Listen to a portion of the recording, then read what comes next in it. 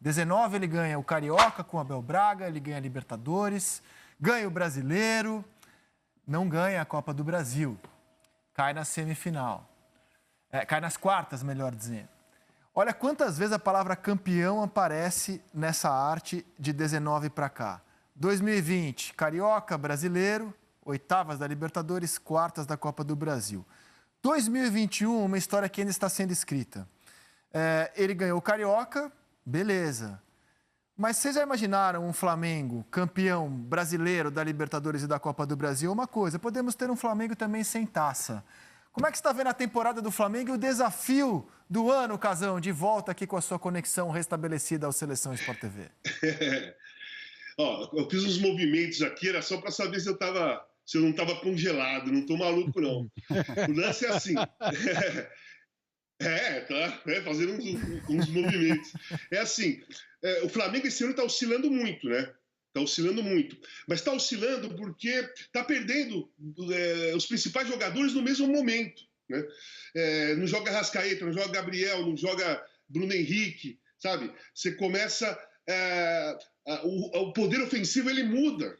Né? O Flamengo muda o modo de jogar, porque tem que mudar, porque os jogadores que entram não são tão talentosos como o titular, só o Pedro, na minha opinião, e também tem característica diferente. E aí é muito pouco tempo para você mudar uma estrutura que dá certo, que funcionou e que está funcionando para fazer alguns jogos. Mas o Flamengo completo, quase completo, como vai ser hoje, é um Flamengo super poderoso. É claro que os jogadores estão voltando de contusão, você não sabe qual é a segurança dos caras, mas você coloca Bruno Henrique e Gabriel na frente, sabe, já é uma outra coisa. O adversário vê diferente, o adversário já fica mais preocupado, né? Eu acho que o Atlético Paranaense iria para o Maracanã com mais segurança se esses caras ainda estivessem fora do time. Voltando, o Alberto deve estar pensando, esses caras vão estar empolgados, nós temos que marcar. Então muda a cabeça de todo mundo.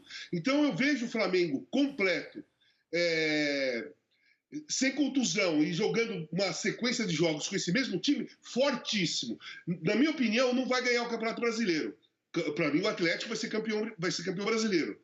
Mas está dentro da Libertadores, está na final e está dentro dessa Copa do Brasil. Só que vai enfrentar um adversário que se prepara para jogos eliminatórios.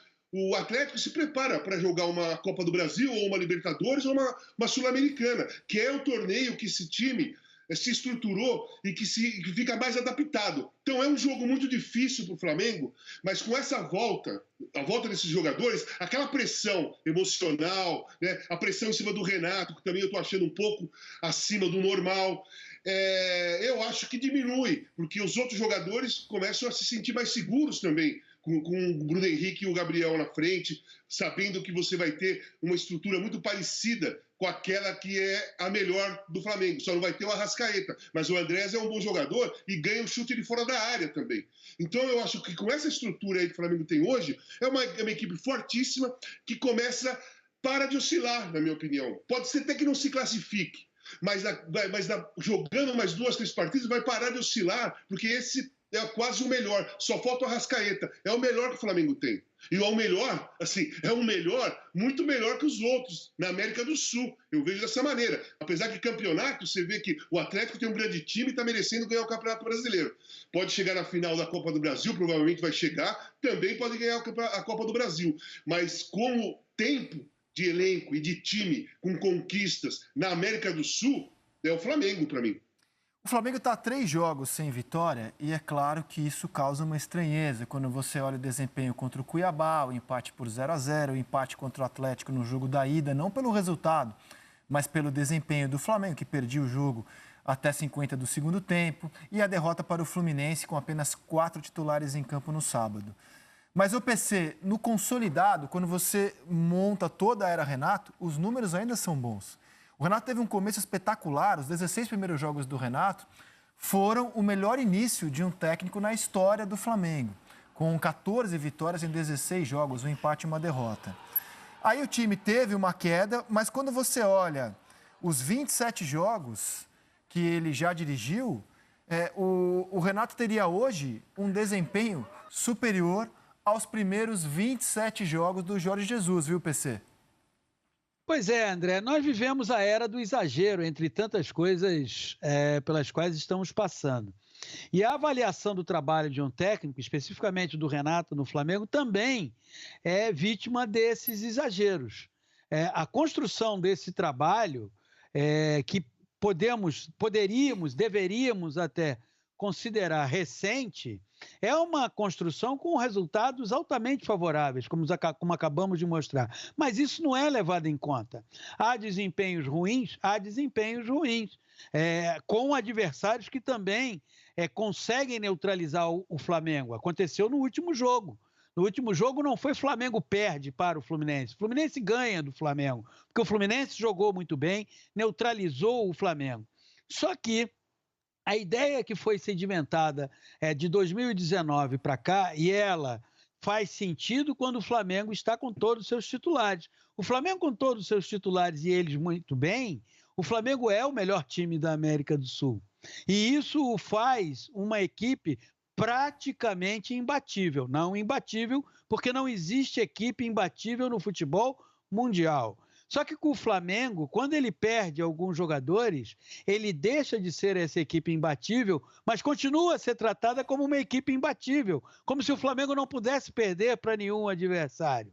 Então a oscilação, tem oscilação de desempenho? Tem. O Flamengo jogou mal contra o Fluminense. Sim, mas não nos esqueçamos que o Fluminense jogou muito bem. O jogo de hoje vai ser um Flamengo completamente diferente das 3 últimas partidas. Por quê?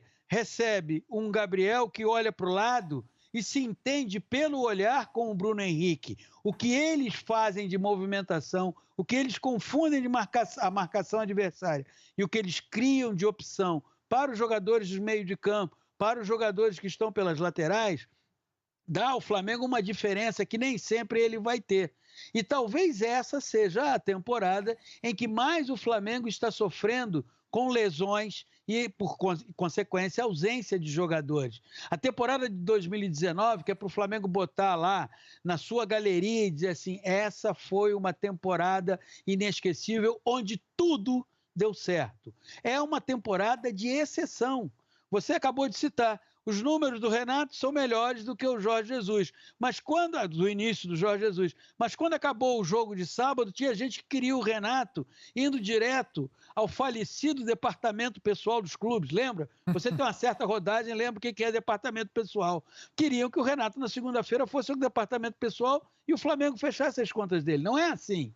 Não é assim que se faz. Calma, vamos avaliar o trabalho desenvolvido pelo técnico, criticar quando tem que ser criticado. O jogo de sábado merece críticas, mas não é para jogar o trabalho do Renato no lixo, né, André? Mas é que o desempenho do Flamengo vai sempre cair se ele não tiver Arrascaeta, se ele não tiver Bruno Henrique, se não tiver Gabigol, porque isso tem a ver com a qualidade dos jogadores, é o que o PC estava falando agora.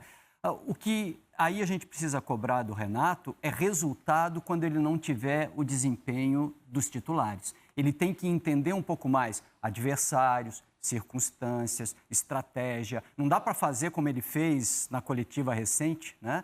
Depois do jogo do Fluminense, e dizer que nosso time mantém um padrão, sai jogador, entra jogador e a gente tem o mesmo comportamento dentro de campo. Não pode ter comportamento igual dentro de campo.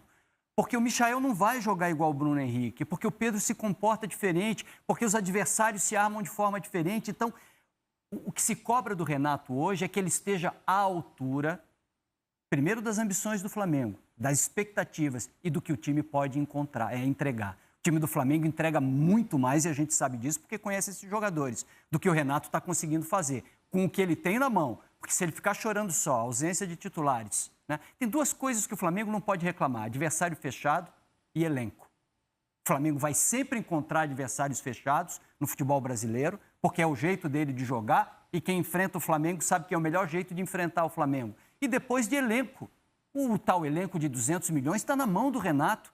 O Renato tinha que mostrar algo mais, por isso que ele tem que ser cobrado. Ele não vai ganhar bilhete azul agora, não. Mas a cobrança em cima do Renato tem que ser à altura dessas expectativas. Não,